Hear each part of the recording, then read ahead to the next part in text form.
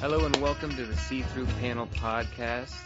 Today we're going to be talking about graphic novel Titan and the short arc of the comic book Criminal. First arc is called Coward. My name is Cole Harvey. And I'm Fahed Rahman. All right, if we just want to start with Titan, I guess. Oh, by the way, before we start, we're probably going to spoil the story for both of these. If you don't want to be spoiled, don't listen, all that type of stuff. Anyway. Yeah. If you you're want to listening, start with Titan? if you're listening to a comic book review podcast and not expecting spoilers, I don't know what to tell you guys. So we'll start off with Titan. Titan is written by Francois Vigneault. It's going to be published by S1E3 Press in September 2020. And I'll just read out the blurb. When manager First Class Yao da Silva arrives on the moon of Titan to take charge of Homestead Station, he finds a massive mining colony plagued by tension between the giant genetically engineered Titan workers and the Terran management. As anger mounts, what begins as a routine posting quickly turns into something far more dangerous. Phoebe McIntosh, though, she left her fighting days behind her when she turned her back on the mixing circuit. Now she finds herself caught between a past she'd rather forget and a future she can't predict. Together they must find a way to pull Homestead back from the brink of disaster, or Titan might be the spark that sets the entire solar system ablaze. I really enjoyed this book. It's got quite a distinctive art style, so it's the color palette is pinks and reds and blacks. It doesn't look like any other comic books that I think I've read before, and it's got a cartoony style, and I enjoyed the themes and the character and the dialogue. What are your initial thoughts on it, Cole? So I read it all in one sitting, and I honestly was not drawn to the art style immediately. Yeah. But by the ending, I thought it was amazing. Like, it completely changed my view on the art style. I thought it was a little overly cartoony, and the color palette wasn't doing it for me. But by the end, I assume just part of how the story got to me, I really, really, really enjoyed it. Yeah, so it's kind of a weird art style in a lot of ways because the humanoid the characters are kind of cartoony, but a lot of the world building is quite realistic in terms of the spaceships and the kind of like layout of the space base and kind of the equipment that they're using. It's not kind of, they look like when they're out and about on kind of their space walks, it looks like a real spacesuits that they're wearing. And so I kind of enjoyed that kind of mix between kind of the cartoony facial representations and kind of the more realistic world building aspects of the story. I thought it was really realistic, not just because of the themes, obviously, those are pretty realistic and present, but the world building was like all not possible stuff. I mean, it is sci-fi, but it's all not that far off. Like, there's nothing crazy sci-fi about it. It makes it seem just pretty grounded and real world, and then all the problems in here are problems that are real world problems. So we're not dealing with like sci-fi monsters or anything like that. Well, we kind of are dealing with sci-fi monsters because, like, the only really truly outlandish sci-fi element in this are the monstrous Titans, who basically in the book the Titans are oversized human beings that have been kind of genetically modified or I'm not too sure if they explained how the Titans came to be, but I think they're genetically modified human beings that are bred to kind of operate in a lower gravity position. So one of the things they mention in the book is that Titans can't exist on Earth because the gravity would basically crush their bones, and they wouldn't be able to survive there. So they can exist out in space and kind of lift all this heavy machinery up, but they wouldn't be able to exist on Terra as they refer to Earth. Oh yeah.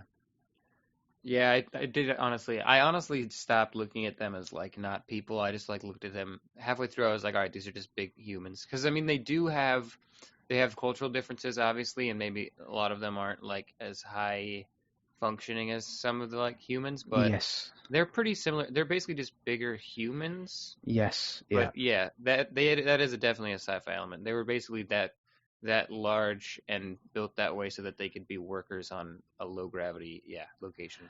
So one of the books that this reminded me of, well, one of the stories this really reminded me of was Isaac Asimov's Strikebreaker, which is about this person who I think he's like a cultural anthropologist. He visits this planet where there's a strike going on, and he kind of it's a story about kind of industrial relations and cultural differences, and kind of the danger of an outside interloper kind of being interfering in that situation without understanding all the nuances of what the two conflicting parties are fighting about. So that's a story that this book really reminded me of. And essentially the story is about a failing mining station, and this this manager that's another kind of sci-fi element. The guy's got this eye implant that allows him to control the entire station. But again, that's not. It's a strange thing that we both kind of think there was nothing too outlandishly sci-fi in this book, but they've got genetically modified giant human beings and kind of essentially a cyborg in there, where we just thought, it's still kind of very realistic. So I don't know. It's played so straight. They explain it, and you're like, all right, that makes sense. Yeah, exactly. So it's the book is about kind of the this failing station, and this guy Yaldis was being parachuted in to kind of fix what the try and get this station back up performing to profitability, and kind of trying to manage the relationship between the human staff and the giant titans. And I found it really engaging. I got pulled in. I kind of was just reading normally until about maybe a quarter halfway, and then it really pulled me in, and I just like the pace of it picked up twice as fast for me, so I finished it the second half really fast. Yes, the second half of the book is, I think, especially strong, especially because it takes you in directions that you're not expecting the story to go. Because I expected the story to kind of, how to say it, a lot more small scale than it actually eventually ended up being. Oh yeah. It goes from one Titan, one human to just the entire place. Every character in there is involved, and I think the pacing, I feel like when I say that I read the second half way faster than the first half, it feels like the pacing's bad, but the pacing was actually really fine. It's just that the first half sets up the groundwork and gives you some character moments, and that tends to not, read as quickly, but it was still really interesting. And looking back on it, I liked it a lot, just that first half still, because you kind of settle into the art too at the same time you're settling into the characters. Yeah, the art, the art can be, it does take a little while to get used to, because when I opened it up, I was just like, wow, this is a really strange color palette this guy has gone for. And it'd be interesting I've not found any interviews with Francois. It'd be kind of interesting to find out why he specifically chose the book to look the way that it does. Because I don't know about you. Have you come across any graphic novels that got a similar color palette or a similar style? Not like this, no. I mean, I think maybe I've seen some stuff that has the line like this, maybe, but not really. If I wanted to really find it, I don't think. But then the color really puts it over the top, because no other book has this kind of color palette. It's just the three colors, very flat, but the pink is so garish. The pink is always so bright. Yes, yeah. There's a lot of it.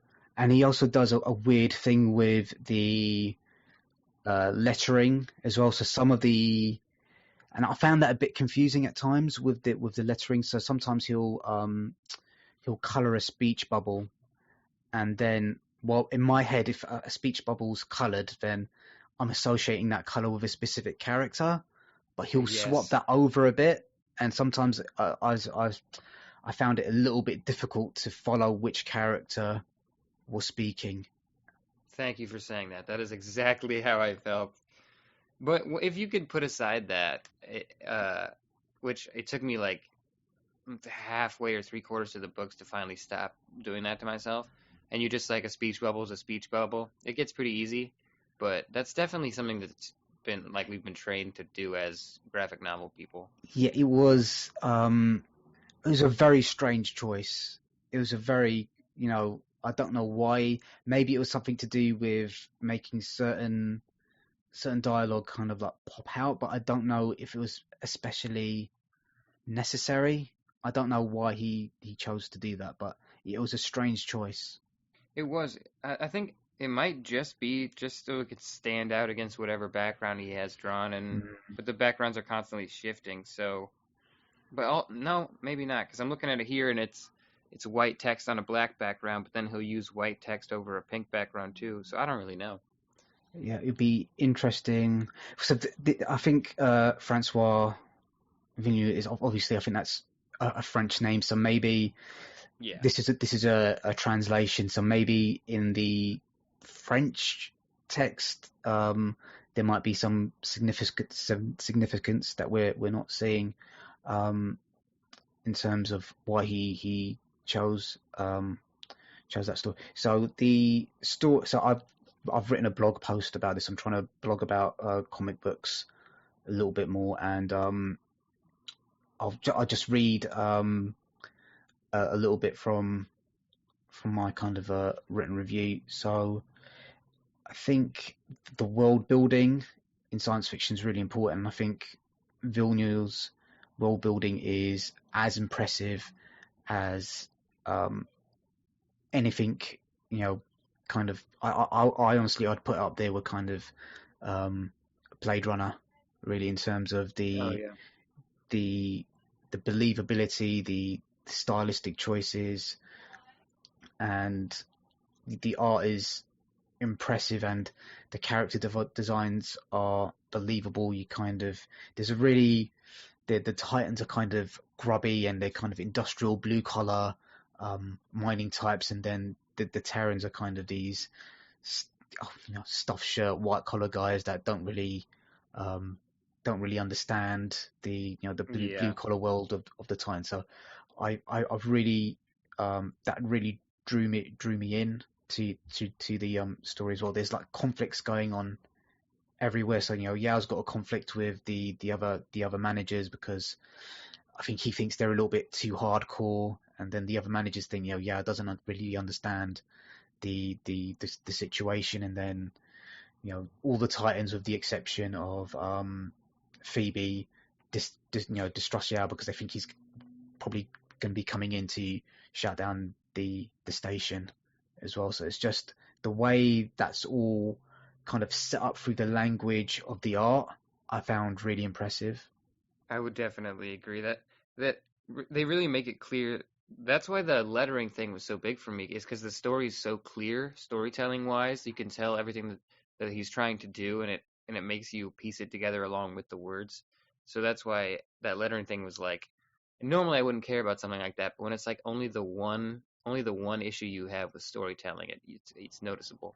But yeah, the story was as I said before, it was very very good. It picks up about halfway through and just carries all the way to the end. I thought the ending was fantastic too. Yes, the ending. So the people that wrote the Game of Thrones TV show could learn something or two about Oh how my to God, end yes. an epic how to end an epic story from this comic book, because every you know every conflict's kind of resolved. The story goes in slightly unexpected directions, and you know where the characters end up, is it's not something that has been.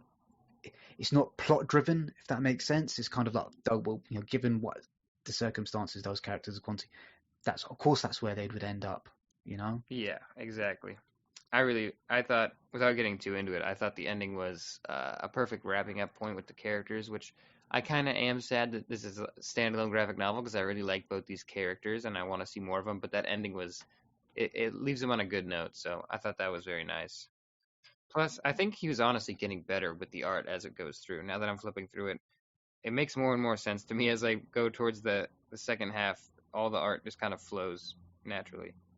Yes, there's such large themes in this in the book. It covers big things like the nature of capitalism, the tyrannical power that unions can have over their workforce and members. Talks about, Yep. and there's a really sweet love story in here as well between Phoebe and Yao, and and it's kind of believably done as well. The one thing that I have to say that I did find, just for me personally, if I'm reading a comic book with nudity on it, I'd like to be warned beforehand, because if you're reading, like, if I was reading this on like public transport and like one of the sex scenes just turned over the page and someone's looking over my shoulder, I'm just, they're gonna think I'm some sort of like Oh yeah, pervert it is. anime otaku guy. So yeah, so there, just a fair warning, guys. There is kind of full frontal male and female nudity in this. Yeah. And male nudity is always a bit of a shock to see.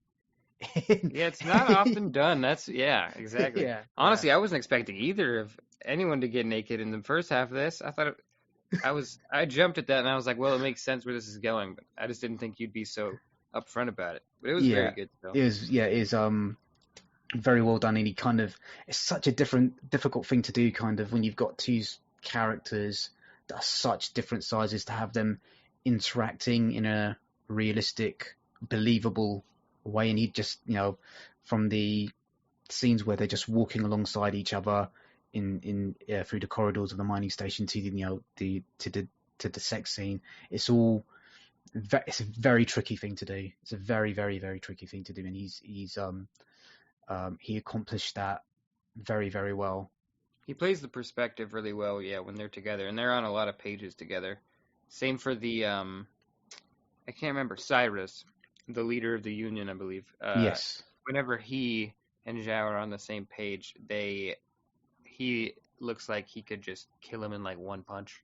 It's Yeah. very, very menacing, which makes it way more menacing because you know that all these Titans are pissed off essentially at him. So Yes. there's a lot of tension in the scenes when they're together, which I Yeah. like.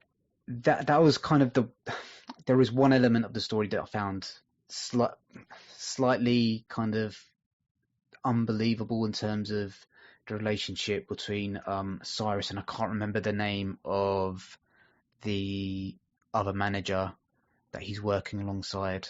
The human manager? Yeah, I can't remember his name. Oh, that guy was a dick. I don't even Yeah, remember. yeah. But Yao's brought on board because the previous manager has had kind of this accident, and it's I just I don't know. Maybe if I'm Yao, I'm going to do a little bit more investigation as to why the accident happened. But he doesn't, and that Yeah, kind of ends up in a very bad situation for him at the end. I did notice that because you know that on the first maybe 5 pages they tell you that's why he's there, and we don't see her for a while, and then we talk about it finally, and then I was like, so we're done, and then it kind of comes back towards the end. But that wasn't also that gets really overshadowed just by personal conflict. So maybe that's how they explain that. I'm not sure, but Yeah, I didn't think it was a missing component or anything to the story.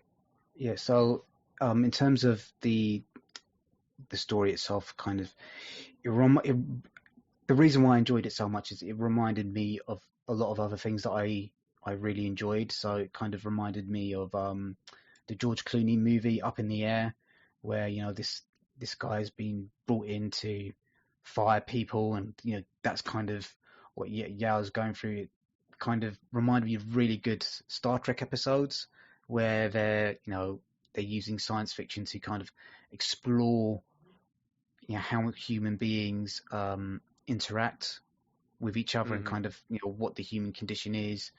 Like I said, like I mentioned before, it reminded me of that Isaac Asimov story, Strikebreaker. So yes, I think for me this is one of my books of the year. Man, that's awesome. I would have to say so far, it's definitely one of the most impressive books I've read all year, just because it's very adult in its themes, while it's underselling you on the art, and by the end, you're just kind of like aghast at how good this thing was. When on the surface, I really didn't know what to expect just by the cover, and the title. I had no idea. Yeah, so I didn't really know what to expect either, and I don't know if you're up to date with a lot of the comic book websites, but I don't think this is on anyone's radar. It doesn't seem like it. I tried to look up and see what people thought of it before I even read it, and I didn't see almost anything. I noticed it wasn't even printed yet. Yeah, I mean, I know. So we both got this book off of NetGalley. It's due to be published. When did I say it was going to be published? In September 2020. So it's not that far away. I mean, we're in where are we? Sort of late June at the moment. So I would have expected some hype to be building about this, which I find surprising. But it's definitely it's a beautifully told story. It's a book like this. It's got all the elements that you'd want from something. It's got great personal drama. It's got a epic scope. It deals with really heavy themes, and it's got a stunning conclusion. So I can't bring out enough superlatives to think to describe how well I regard this book. What did you make of the dialogue in terms of the way that the characters were speaking to each other? At first, I mean, you immediately notice the way the Titans speak, and they have their own kind of slang. I thought it was a bit odd, but as I was going through it, I thought it was pretty natural. I mean, I didn't see anything really bad. The only time maybe I thought it was a little off was the human manager. At times, he spoke like typical bad guy sounding to me, but maybe that was in my head. And Yes, then yeah, I'd he agree would with that. fully review, like come back and be like, "No, I'm a three-dimensional character, and I'm not that bad." And I was like, "Oh." Yeah, he does go from kind of like to And then he's like, "But kind I'm of, not that bad of a but guy." I'm not that bad of a guy. But yeah, yeah. So I enjoyed the diet. I especially appreciated kind of the way Phoebe and Yao talk to each other. There were kind of musical references to this that I Yeah, don't think I'm not too sure I really understood them. I don't know what you thought about kind I of didn't understand them. I'm yeah not gonna sugarcoat it. yeah I didn't know them, yeah So but there's kind that's of all right. Someone that's will. yeah someone will appreciate it. It didn't take anything away from it, so. Yeah, I think part of the other reason why maybe it's just the time at which I read the book as well. Kind of think when I was reading this book, must have been kind of like a couple of weeks ago, and it was there's quite a lot wrong with the world at the moment, and I just this story kind of it shows what happens when society breaks down and how there's going to be different interests kind of pulling what remains behind in kind of different directions, and it might be a really negative direction or it might be a really positive direction. So maybe that's another reason, just the time that I read it, I just I think that kind of that was kind of stuff that I was thinking about anyway, because it does feel like the world is about to fall apart. At the moment, we're in the middle of a global pandemic. We've got idiotic political leaders in charge, certainly in the UK and unfortunately in the United States as well. And Yes. So maybe that's another reason, just the themes that he's talking about, kind of, workers being exploited, unions misusing their power for the not to actually advance the interest of their workers, things about only seeing people and towns as a place where profit matters, and all these things wound in together with these within the kind of the love story and the sci-fi elements. Another thing that it reminded me of was have you seen the film Moon? I love that movie. Yes. Yes, so that also kind of, that's another thing that it kind of reminded me of as well. So it's just all those elements together. Well, it just sounds like a love fest, really. I haven't got anything negative to say about the book. Yeah. I mean, I think it's pretty fair, though. We said there was some very minor issues, but they're overshadowed by a very well done story with very complimentary art. I feel like I'm just saying the same stuff over and over again, but yeah, I really, really enjoyed it. I highly doubt I'll read anything, at least this year, that is going to be even comparable to this, because it's so adult in its themes while still being obviously a science fiction story, where everything Yes. else I read is so fiction or so nonfiction. This kind of feels like it falls in between, because Yes. it's not real, but it makes you think. And yeah, we were reading it during like riots and stuff, so when you're reading it, it doesn't feel all that much like fiction, which I Yes. like. Yeah. I think we both really enjoyed it. So I think we've been talking about it for about 30 minutes. So that was Titan by Francois Vigneault, it's published by On His Press. It's going to be out in September 2020. I think we both kind of give it a thumbs up. Yeah. Oh, yes. Yeah, two Okay. thumbs up from me. Yeah. Any final thoughts on it, Cole? No, I'm gonna read anything else he makes, and hopefully his previous work. I think that's another sign that is a good book. Is that we're both. I'm going to be looking back through his back catalogue to see what else I can kind of get of his, because he's got a very interesting. It's a very distinctive art style. So I want to see if he uses similar color palettes in his other work. So do you want to talk about Criminal a little bit? Yes. Yeah. Do you want to go ahead and introduce that? Yes. So Criminal, I guess, originally published by Icon, but now it's owned by Image, is a series by Ed Brubaker and Sean Phillips. It's essentially crime. I'd say it's a crime epic. Yes. Because there's many arcs by now. There's probably 7 or 8 arcs. They're still making them, and they started in the early 2000s, or maybe the mid 2000s. And so it's a crime story, and there's, depending on what arc we're in, there's characters we've seen in previous arcs. Some are followed through, and their stories continue in the later arcs, but they can easily be read in any arc. Any arc is a self-contained story, I think, and I've read all of them. So I think that's what makes it so beautiful, is because you could pick it up just like a crime novel, or like if you're just gonna sit down and watch a noir film, like this is what reading an arc of Criminal is like. It's gritty, it's dirty. The art by Sean Phillips is so, it doesn't look flashy at first to me, but as I was going, like one of the best crime artists I've seen. I've been reading a lot of crime books lately. He's so concise and clear with his storytelling, so that the facial expressions on these people are very lifelike. They never look unnatural. So that really helps with the like tone of the book, it's very dark and grim and gritty, and you hear some of that, inner monologue like you would with like an old PI story where everyone's kind of doing the narration, but it never feels too self-serious where I'm going to laugh at it, which is also a thing that some crime does, because some, like Black Sad, sometimes it's funny the way he's being so gritty in his inner monologue. But Yeah. this is fully serious all the time unless it wants to be funny, and it works. And I think that's really hard to do in comics, especially. Yeah. So, Criminal, it's, as Cole mentioned, it's a anthology of stories. So it doesn't follow one main character. There's different.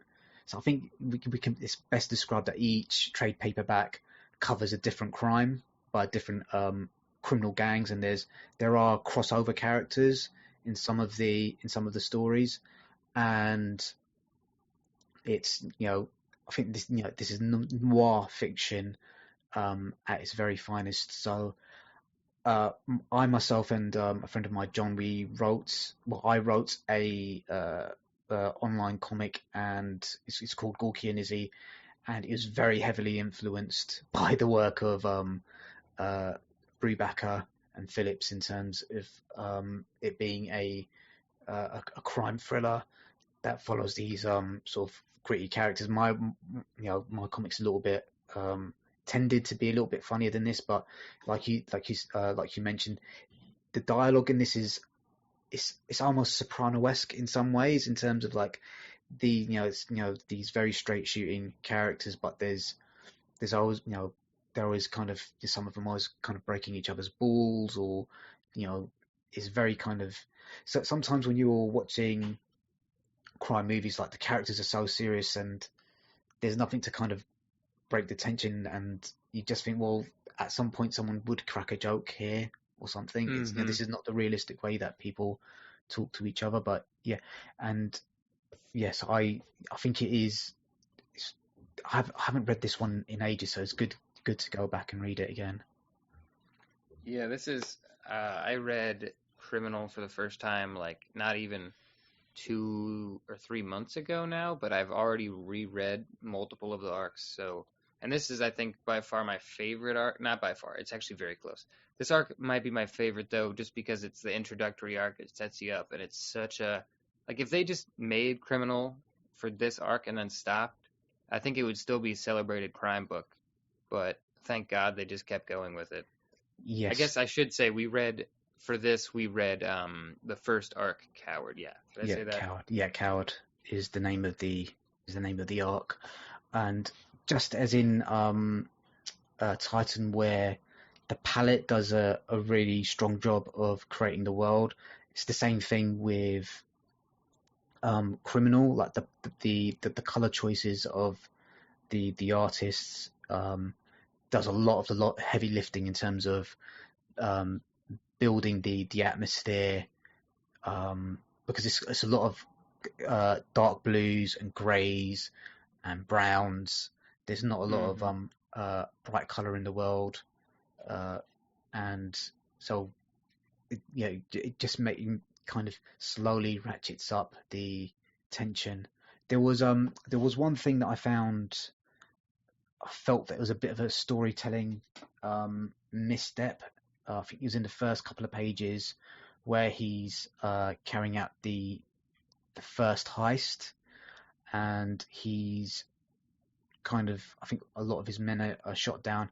I think it's on either on page 1 or 2. I didn't understand what one of the panels are doing. Let me see if I can find it. What was happening? Where is it got? Anyway, so is apart from that, the first couple of pages where it took me a couple of goes to understand what happened in the action sequence, it's kind of flawless in terms of leading you through the story, and kind of all the actions are quite clear, and the motivations, and he does a really, really great job with the inking and the shadowing over the people's faces. They're really subtle changes of expressions are really very well captured. So you're always kind of, the hardest thing. So one of the things that was explained to me as a storyteller is that people are always trying to hide their emotions, and the artwork does a superb job of showing that these characters are trying to hide the emotions that they're feeling, or kind of also letting you know what the emotion that they're hiding is. And that's a very, very, very difficult thing to do in kind of like live action, or whether, let alone in a still image. Yeah, this might be the best example of that. That's a good point. Because it's like when you are talking to a person in real life, they're not going to say I'm pissed off right now, but if you look at them, even if they're trying to hide it, you might be able to figure out that they're angry. Yes. It's the same thing in this. You have to, after you read the text, you look at them and you can kind of like gather your own opinion on how they're feeling. And you're right, he is amazing at that. Also, I just want to say, I'm pretty sure Sean Phillips letters this. Does he? Let's have a look at the credit. That's one thing I've got to do a much better job at, is I only look at who writes it. I don't really look at who the because that's kind of where my interest is like who's done the words on this. But yes, I need to do a better job of keeping abreast of who's actually do it. There's a really interesting thread on Twitter about kind of who should get the most financial reward for creating comics, and artists were basically saying that it should be two-thirds or three-quarters should go to the people that are doing the art, because that's where most of the work is done. And as a writer, I think, well, that's, you know what, that's kind of a fair comment, actually. So I should play a little bit. So I'm actually looking at the first 2 pages, and it's the bottom 2 panels on page 1. It's not clear when he kind of like kicks the door in where that's happening with Yeah, the I couldn't typing. tell So if he's just taking a step or something. Like the yes, angle it's coming in at. Yeah. yeah. So, but yeah, apart from that, I can't think of any other missteps within the story. Which is crazy because this was. I mean, it's not his first comic, obviously, but it's still pretty early in Sean Phillips' career. I'm pretty sure he's been doing a lot of work after this, and he's Yeah, only gotten better, which is the crazy part. and all the characters are quite distinct. One of the things he does actually very well, and it's not something that a lot of artists do, is he draws people of color really, really well. Yeah. Because sometimes when you see other comic books and you see people of color of them, they kind of either the features are over exaggerated, or they just kind of like look like a Caucasian person. But colored differently. Yeah, colored differently. But here, And colored poorly sometimes too. Yeah. Like the shade is just, it looks like a drawing. Yeah. yeah. So he does, and it's so key in a story like this where it's not supernatural or superhero, where capturing the expressions on the faces is so important. And yeah, like, I'm just looking at the main character. He looks like such a slime bowl with that kind of chinny goatee, and just disgusting, like I can tell greasy his hair. Is probably greasy. That's what I was gonna say. His greasy hair, yeah. I think my favorite character is Gnarly, who's the Undertow bartender. Yes, yeah. He's the best. He even has his own arc later, which is awesome. Yeah. But yeah, and that would be if they were if they messed up drawing African American people, and it would totally take you out of the story, because the story is very realistic and it's very humorous, and that would kind of sour the tone, I think. Yeah. So there's only one character that I think he does look a little bit weird and cartoony, and he's the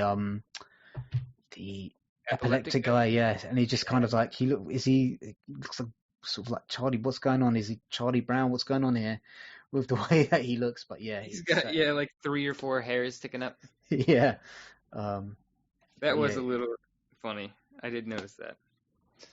Even everything he said kind of stuck out. I feel like he was there just to, as Ed Brubaker, wanted to write someone super goofy, but I don't know. I did like it. I did like it a lot. Yeah. I'm just looking through the panels at the moment. It's really claustrophobically laid out in terms of like there's lots of close-ups on people's faces, kind of really small panels as well, moving the action along quite quickly.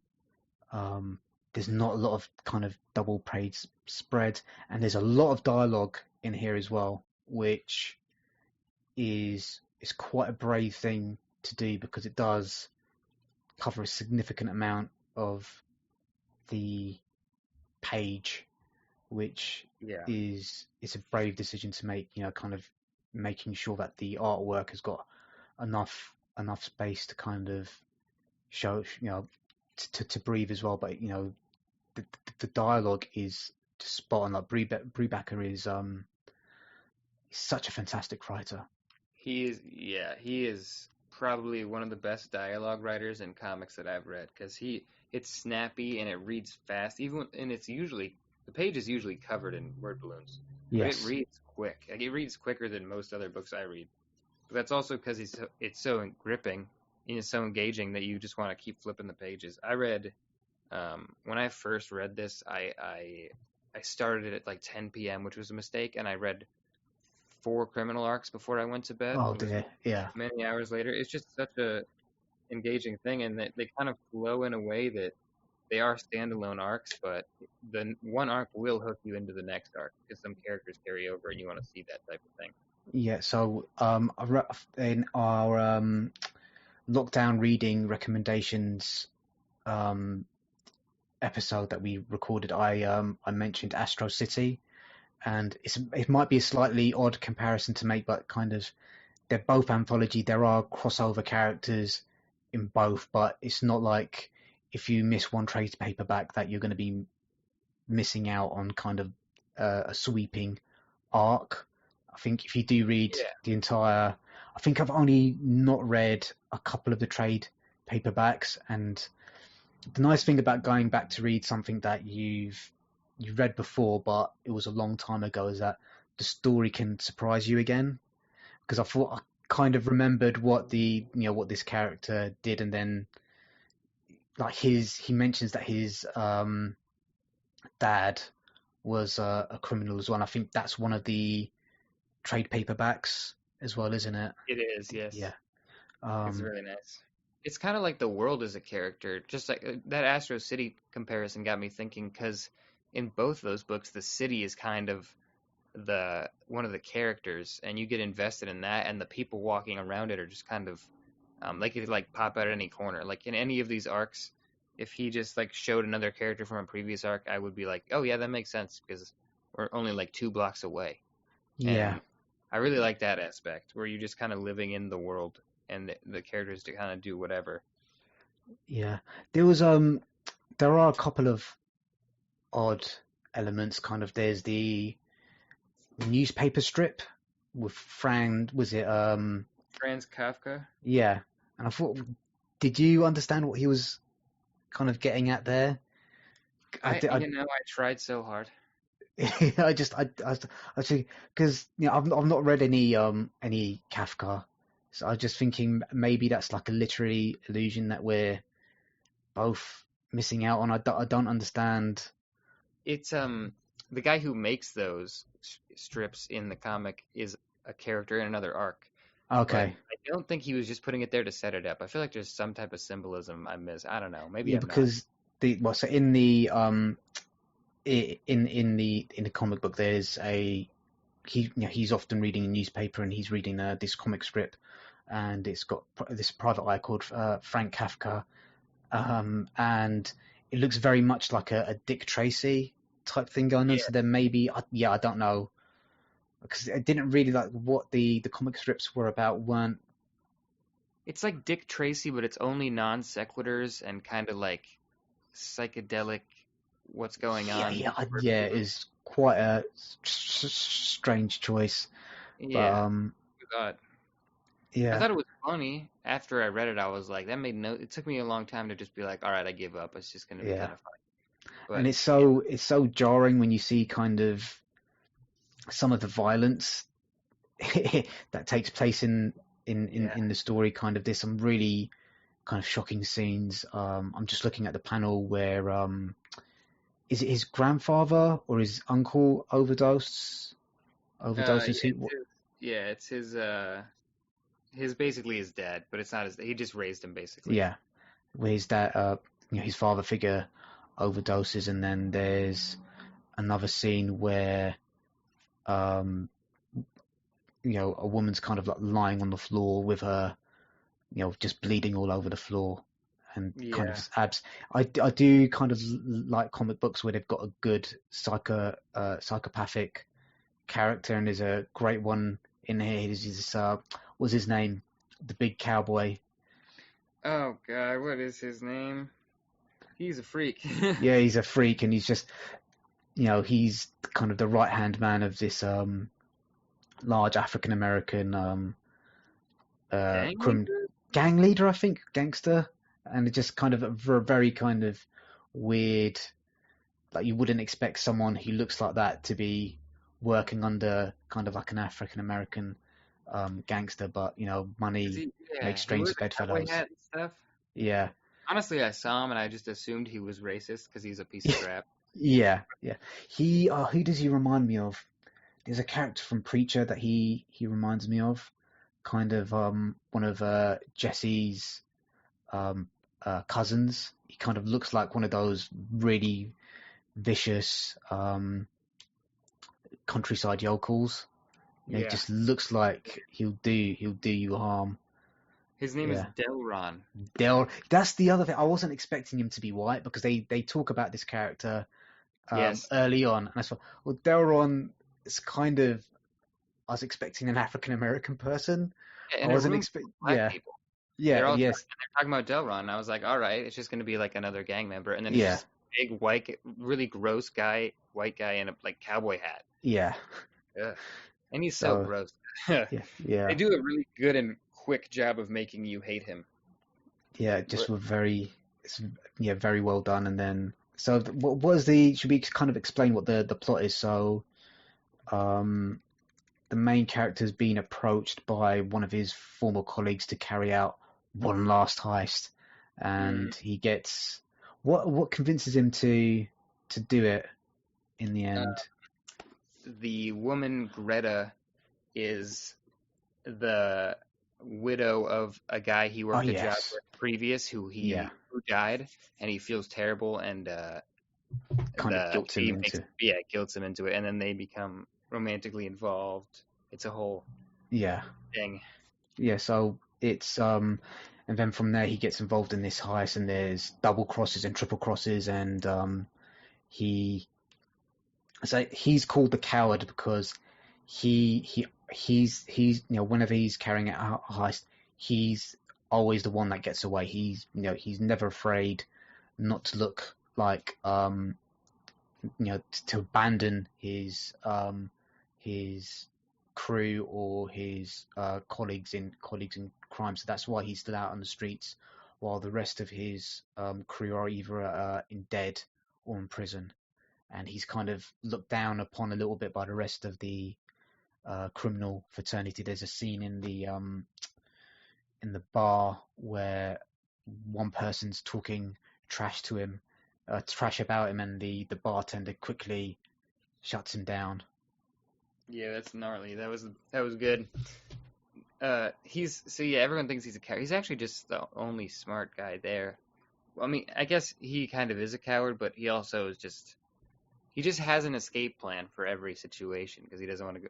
And he has that complex about not going to jail because his dad went to jail for murder, which is Yes.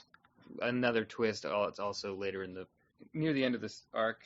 Basically, there's a double cross. I mean, it has everything. It's got crime, sex, intrigue. It's just a like solid noir story, Yeah. like they all are. Yeah. They were all very. There wasn't the one of them. Maybe it's one you haven't read. I think one of them had kind of supernatural elements. I think that might be the one I haven't read because I keep hearing about this, and I think I'm missing one arc, and Okay. I gotta Yeah. know. I read an Archie one that blew my mind. I have not read that one. I've not read. The Archie are quite clever with their crossovers, but yeah, I have to. So you know this you know reading this one makes me want to um go out and actually read the because you know you read something and then it's like a long time ago and then you can't you know reading it again you kind of actually appreciate how good it is. So you know if you're a fan of noir crime fiction, yeah, it's not. Oh, it's a bit of an unfair analogy to make, but there's kind of lots of similarities between this and something like The Wire, even though this is a lot more self-contained and it's not doesn't really cover the wide political and social issues that The Wire does, but it's still very much about you know the criminal life being a very very hard life to live in. Yep. You either you know no one gets out clean. You know you either end up in jail, or you end up dead, or you end up a really despicable human being. Yes. That's one of the best. I won't. I guess if I don't have to, I won't spoil the ending. But the ending was so apt, and honestly, you probably could have seen it coming from the first issue. But they have you so lost in all these twisting plot threads that by the end, it almost seems unexpected. It was really Yeah. good. It's kind So of like a fated ending. yeah, I think it's discussing it with you now. Kind of the ending did bother me a little bit, but kind of discussing with you now, kind of it does make me realize that he's kind of the man. He's always got the plan, and he kind of does like a one man, kind of Arnold Schwarzenegger commando Mm, thing towards the end. But then that's kind of, he doesn't do that through brawn. He does that through brain. So yeah, yeah, I found that that was. I know what you mean though. That was maybe the one time it can veer into goofy yeah, if you take it the wrong way. But my second read of it, I liked it more just because he's not like. I mean, he is one guy against a bunch of people, but he's being kind of smart about it, and he's also got. He came in pretty prepared, so I wasn't bothered by it the second time. yeah. It's kind of the Walter White Breaking Bad thing where Yeah, you just, yeah, for his plan to work, a lot of other things kind of need to fall into place a little bit conveniently, but you kind of forgive it because this is really the only way, not maybe the only way, but this was a very satisfactory way to kind of end the story. And I really, because a lot of the color palettes are kind of grays and blues and browns, when there is a splash of violet and red when someone's getting shot, it really just, it does pop off the page quite a oh lot. yeah, And it's a good point. doing gunfights is not the easiest thing to do in comics. He does No. gunfights and knife fights exceptionally well, um, which does make kind of, that misstep in the first couple of pages stand out even more, because the rest of it's so kind of like well done. All the rest of the action's really well done. Yeah, at least if you're gonna have a mistake like that, at least get it out of the way early. Because I had completely forgotten about it by the end, but when you said it, I was like, oh, I did notice something weird. But Yeah, I think he was only getting better from there on, so it's pretty crazy stuff. I yeah, definitely would be willing to read some more of these, talk about them later. But yeah, for my money, that's some of the best noir I've ever read in yeah. I'm comics. just trying to think of other noir comics that you could kind of put up there. Black Sad is quite good, but again, it's very different. Have you read the Gronville comics? I have not. So it's again, it's another anthropomorphic uh, noir comic. Is about this badger, and it's set in a alternate history where kind of like, it's kind of like a steampunk noir with badgers and you know horses Whoa. and stuff like that anthropomorphized. You said Um, Grunville? Gronville, yeah, Gronville. Okay. It's a who is it? Terry Moore that writes it? I can't remember who writes it. Then there's the uh, would you qualify kind of like Terry Moore's comics as noir? So there's Strangers in Paradise is the one that I'm Yeah. thinking of. Slice of life kind of deal.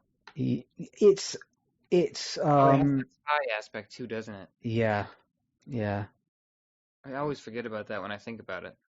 I've read a little bit of Strangers in Paradise. I think only like the first, maybe like three or four yeah, issues. Um, and then Rachel Rising, I've read yeah. about That's more half of a of. supernatural story though, isn't it? I think. Yeah, it's kind of a Yeah, almost horror. Yeah. yeah, yeah. The only other kind of noirish story that kind of stands up to this is, well, there's Sin City, obviously. But then again, that's a very kind of different type of noir, I think, in That's one terms that of, can make you laugh at times with its yeah, over grittiness, but it's yeah, also amazing. yeah. There's Richard Stark's Parker, and there was kind of a true life crime graphic novel. I think it's called The Green River Strangler. But again, that's true crime. It's not, straight on noir. So I think for me, Criminal is the standout noir comic. Um, in the field, really. I don't think there's many others that I can think of that kind of stand up to it. Yes. There's also one that everyone always says that I could never get into, but I can't recall. The only thing I'd put up there is Parker. Yeah. Besides this, Parker by Darwin Cook. 100 Richard Stark. Bullets. How could we forget 100 100 Bullets. Bullets? Yes. Yeah. That's the one I'm thinking. Yeah. I just Yeah. couldn't get into that one nearly as much as I could Criminal. It's definitely good comics. Yeah, but again, it's more of it's anthology, but it's also an ongoing story as well. Yeah. In terms of, I think I read the 5th trade paperback and of 100 Bullets, and I didn't really understand what was going on with it. I just think Criminal kind of has the perfect content of the story where it does noir really well, and also the best package where it's these arcs that intertwine and stuff. I think that makes it puts it over the top. Yeah. I'm just thinking now, so I just remembered, have you read Road to Perdition? I have not. So that's a very well done noir. The biggest problem that I have with that is that it's an absolutely tiny book. So not in terms of like the story is small, in terms of the actual size of the book is small. So it's kind of like, man. yeah. So I don't, yeah. I know, understand. Comic books are really expensive to make. I understand that, but yeah, guys, you need to do your best to kind of print out comic books where you can kind of enjoy the art. It's just, there's certain bits where I was kind of like squinting to kind of see what's happening in the story, so that wasn't great. But Road to Perdition's another great one. But I think we're both kind of in agreement. Kind of Criminal's the standout. The pinnacle, really. Yeah. For me right now, I hope something can beat it eventually. And also, it's still making them, so I have on pre-order the next 2 Criminal books. I'm excited. When are they coming out? I believe it's going to be August for one of them. The other isn't announced yet. So their Cruel Summer is like a big, I think 12-issue long arc they did that they just decided to package as a standalone graphic novel. Mm-hmm. And then they have a 3rd deluxe edition coming out, which is 3 novellas that they put out, and then 1 arc of Criminal. And they're all in the Criminal kind of world. So yeah, there's a ton of Criminal. If one of my friends was asking me, I enjoy noir, this is definitely probably the one I'd recommend to them to start. If you was going to recommend a Criminal arc for a friend to kind of start off with, do you think it matters which order you read them in, or would you start them off with Coward or a different one? What do you think about that? No, I probably just tell them to pick up whatever, because I think you get the same value. Because if you see Leo in the 2nd arc, but I think it'd be equally as fun to read that 2nd arc and then see Leo in the 1st arc. So, like, all these intertangled characters are still fun. It just depends on, because they all have kind of different subgenres. So yes, you kind of just pick your one, and they all have maybe a time period too. People like the period pieces, so yeah, that's also true. Kind of, not all of them are straight out heist stories. Mm. They're kind. There's, if I remember correctly, there's kind of mafia stories in there where it's a lot more about the political machinations of the different families. There's straight out revenge stories as well. There's stories about police corruption, and so it does kind of cover the entire gamut of what you could expect from a crime noir. Exactly, and I think as long as you could get someone to read the first, just 1 volume, they'll probably read the rest because they're fantastic. It's a gateway drug, Criminal. It's a gateway drug into noir. But I'd agree with that. I think we've chosen 2 really good books. Honestly, I would say that these 2 books, having only read them this year, feels like a disappointment because they're so high quality, especially when I've been running out of good modern comics, and these are both 2 really one is way more modern. Titan is far more modern, but they're both fantastic modern comics, so it kind of gives me some hope. Yes, yeah, I'd definitely agree with that. And it's fantastic that Brubaker's still writing, still. I mean, because he's big time writer now. He's doing TV shows. He's writing for Marvel. He wrote for Westworld. Yeah, he wrote. Yeah, he's writing big TV shows. Westworld. He's writing for Marvel. And it's great that he's still finding time to return to his creator-owned properties and kind of stay true to his fans in a little strange way. I mean, I find it difficult to write a couple of pages, a month, and he's able to be really, really productive. So that's another thing to be thankful for as well. He is prolific. Yeah, he puts out a ton of work, especially for a guy who's not just a comic writer. He's a successful TV writer too. So yeah. Any final thoughts on it, Cole? I think this was mostly just gushing today. Yeah, mostly just gushing. We need to eventually find a comic that we either disagree on or that's not good. Yeah. Yeah, I have to hate something you love or vice versa. Yeah. Yeah. That would be nice. Maybe get some shouting in here. Yeah. All right, man. Well, it's been good talking to you. You too, man. Thank you guys for listening. Stay safe and all that. Yeah, stay safe. Guys, lockdown's ending, but, wear a mask, please, if you're asked to. Just wear a mask. Yeah, just wear a mask. Our lockdown's been over for a while, but keep wearing masks. Yeah. Okay, cool. Yeah, wash your hands. Thanks, guys. Thanks.